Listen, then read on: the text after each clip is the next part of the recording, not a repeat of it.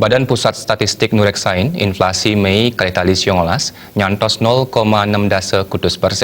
Wiwilan inflasi pini ageng inggih punika saking pengarga pebuat pangan sanin incap luwere kesuna miwah pedas merah ageng.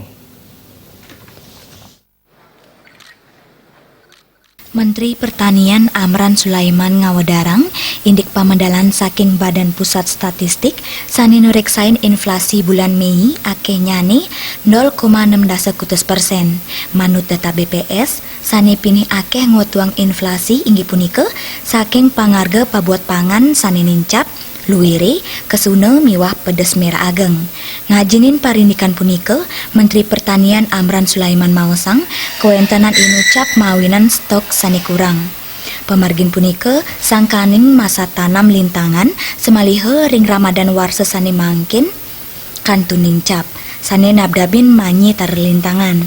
Manut iman antuk nyaihang inflasi patut kaselehin nyabran warsa utawi year on year.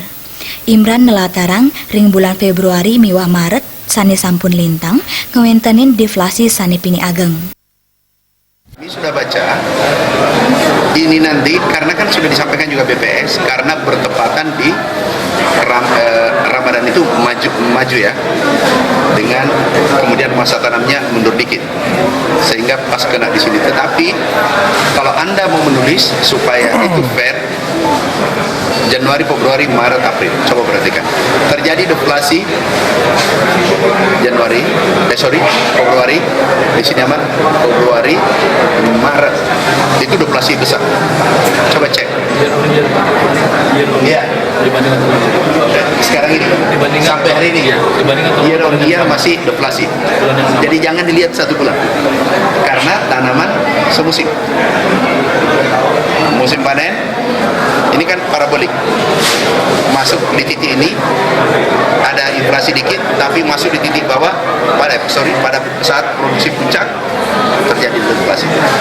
Year on year dibandingkan tahun lalu masih lebih rendah.